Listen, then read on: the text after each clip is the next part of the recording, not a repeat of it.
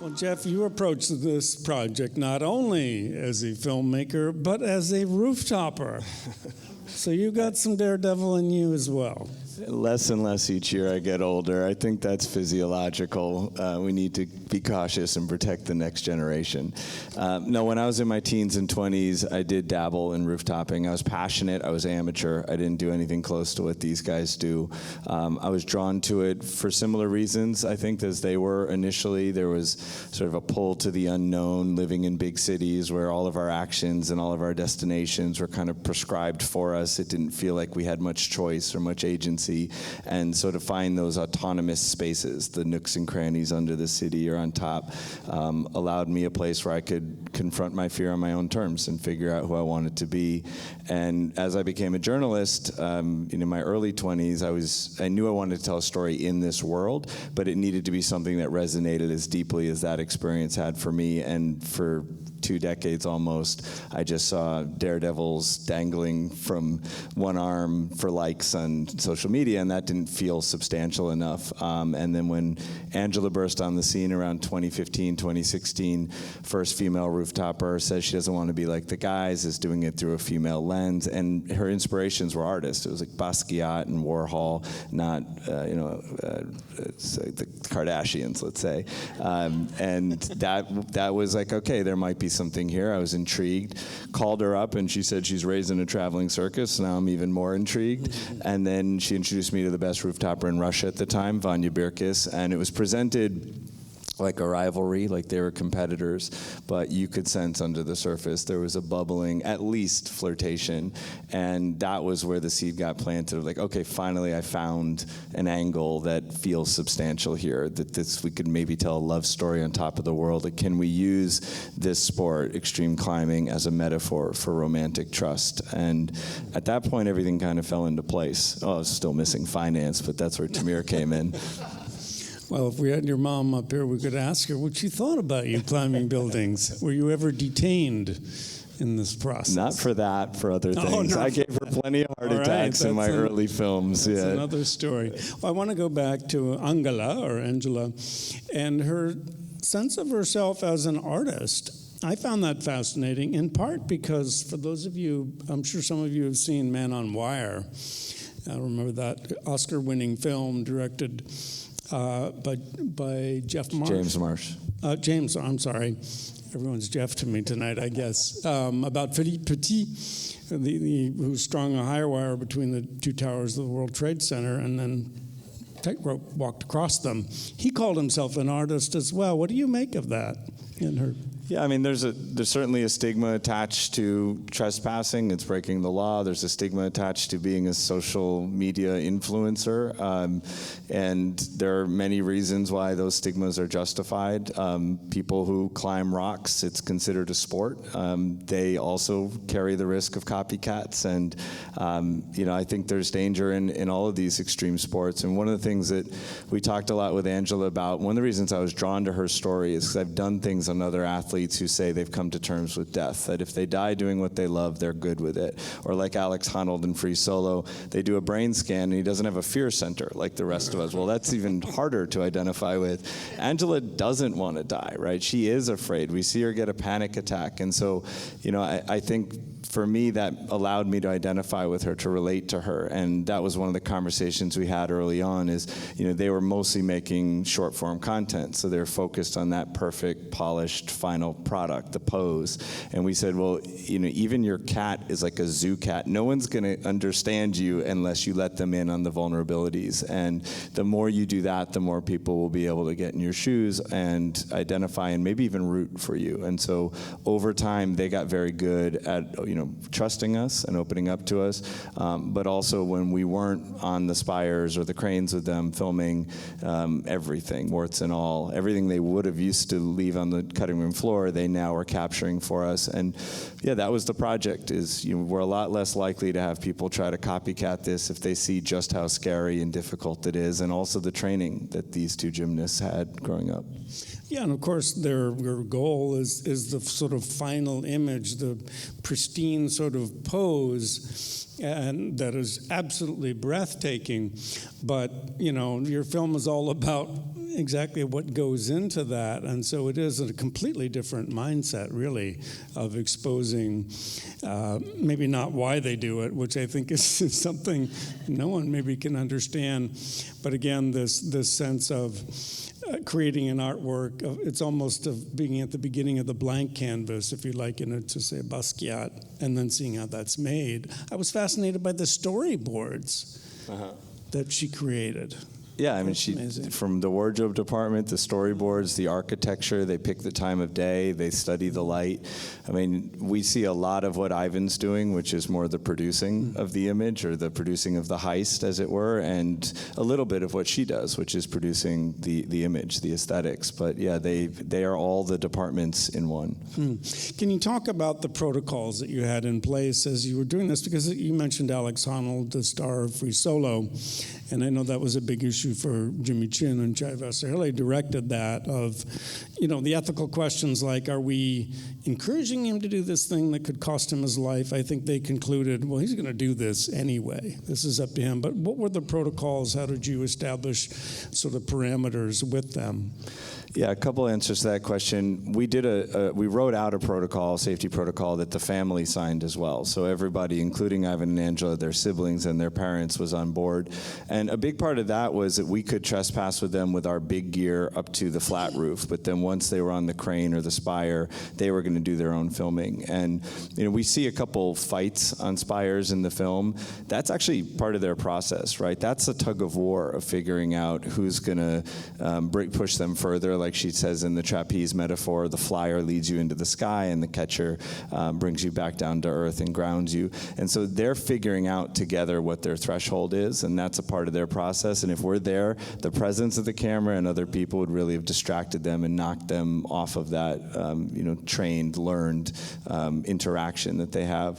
So that was a big part of it. And then obviously telling them every chance we got, don't do anything for the cameras you wouldn't do otherwise. But as filmmakers, we all know that consciously a subject can tell you that, but subconsciously they're going to be affected by the presence of the camera. And the ethics that Jimmy and Chai went through in Free Solo were similar in this case. We often were the catcher to their flyer, where we said, do less, try not to get arrested, please come down now, that's too scary.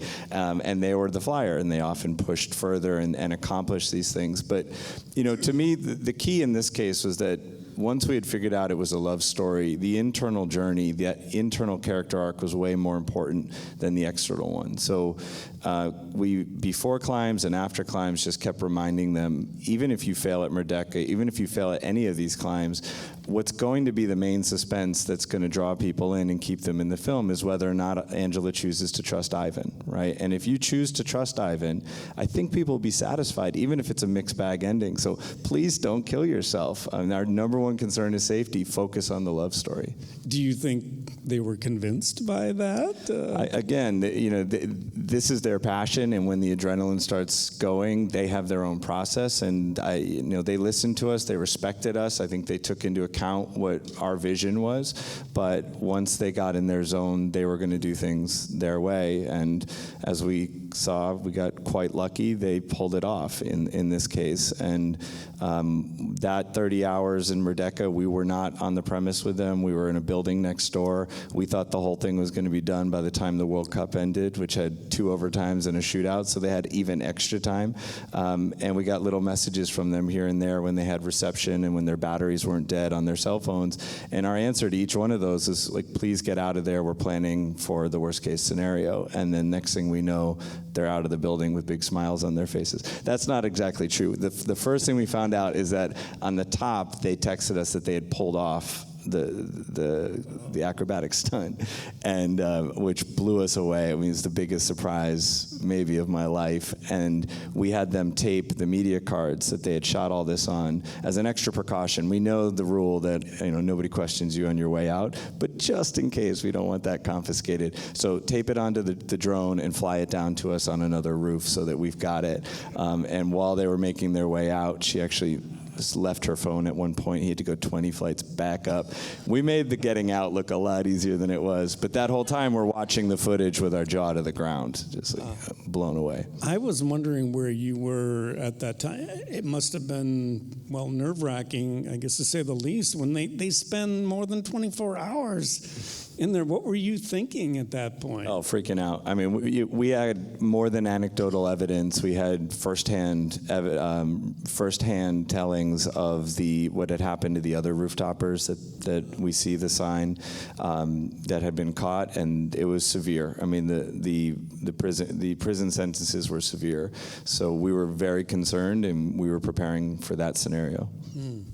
I was curious about the footage. Like, if you do all that, you want the footage, and so it's very interesting to hear that, he had the drone fly there. But it's astounding to me that Vanya is, I mean, both of them are holding, the selfie poles and all that, but he's flying a drone in the midst of that. It's just... He programs a pre-pilot mode on the DJI Mavic, so he can set it up to rotate around them.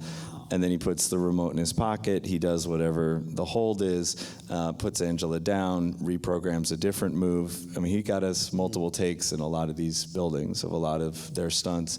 And Angela really picked up on scene coverage. Like, she got it, like that you have to have different angles to edit with. They were incredible collaborators.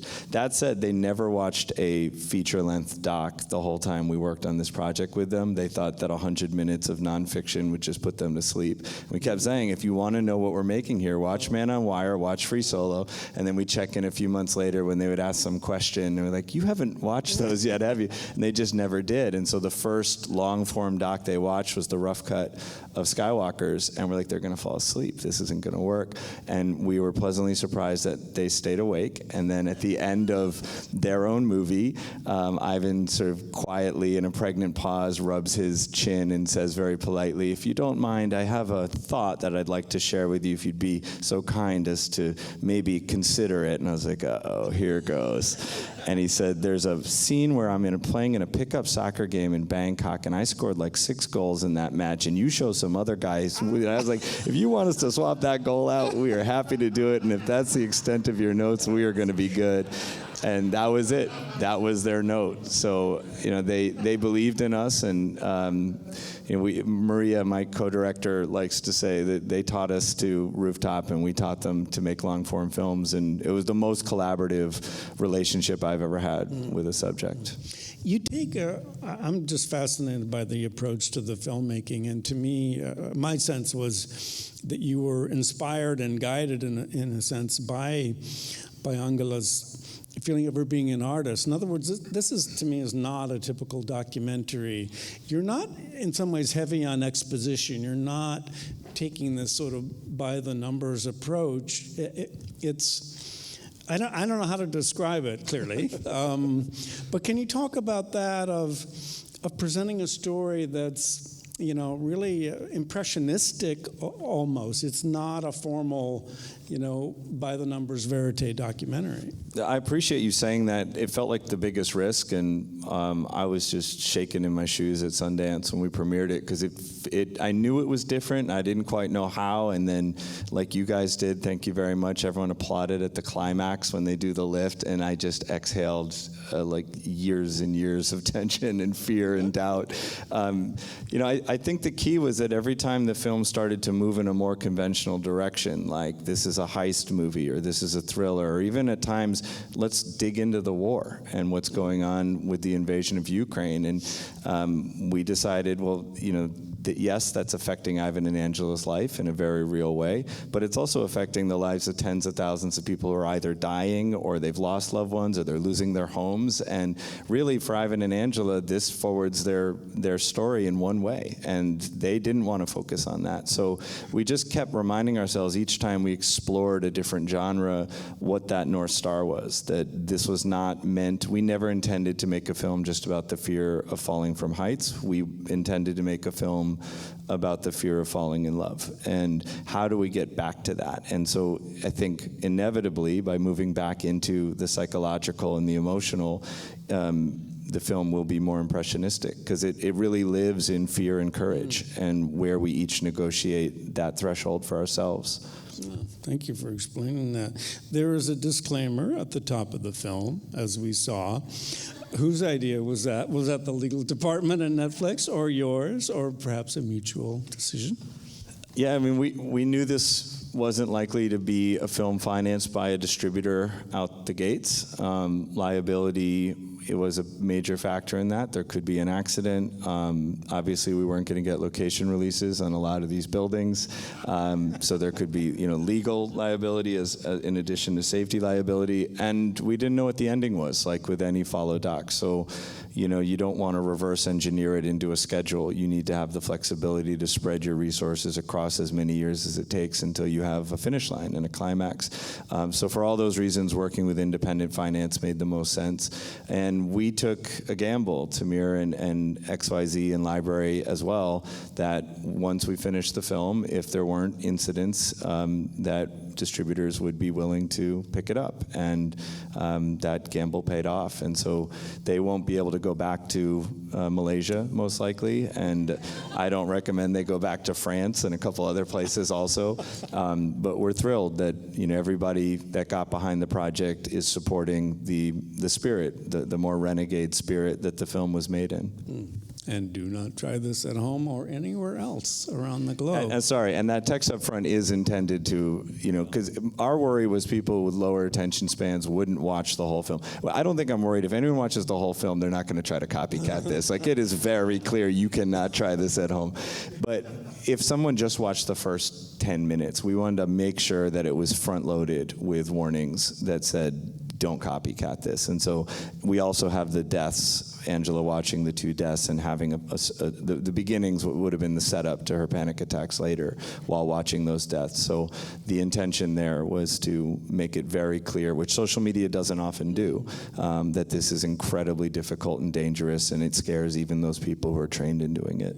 Well, it scared the heck out of me just watching it. I don't know what you all thought, but I was telling you before, I had a headache watching it. I mean, in a good way, if you can have a headache, because it's like, it's just terrifying and fascinating and gripping to watch. It's an amazing film. It premieres on Netflix Friday, and then if you all want to see it in IMAX, it's still in IMAX for a couple more days. Two more days, yeah.